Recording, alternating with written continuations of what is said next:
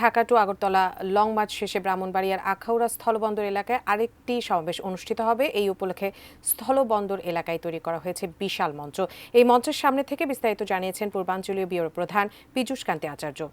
ব্রাহ্মণবাড়িয়ার আখাউড়া স্থলবন্দর কিন্তু এখন যে এখানে যে সমাবেশটি হবে সেটি কিন্তু প্রায় প্রস্তুত।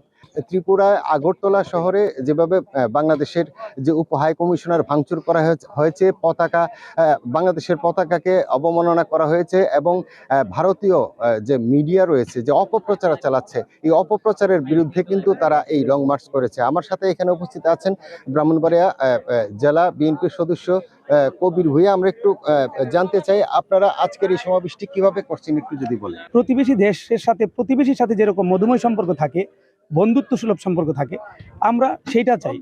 আর কেউ যদি এই ধরনের অপকর্ম করে তার যেন সঠিক বিচার হয়, তাদেরকে কঠিন বিচার আওতায় আনা উচিত বলে আমি মনে করি।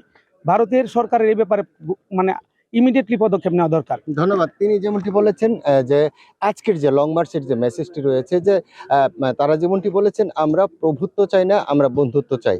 এই মেসেজটি দেওয়ার জন্য কিন্তু আজকে যে ঢাকা টু আগরতলা যে লং মার্চ, এই লং মার্চটি অনুষ্ঠিত হচ্ছে এবং এখানে কয়েক হাজার মানুষের সমন্বয়ে কিন্তু একটি সমাবেশ হবে এবং সমাবেশের পরবর্তী খবর আপনাদের জানানোর জন্য আমি এখানে আছি। তো এই ছিল আমার কাছে ব্রাহ্মণবাড়িয়ার আখাউড়া স্থলবন্দর থেকে সর্বশেষ।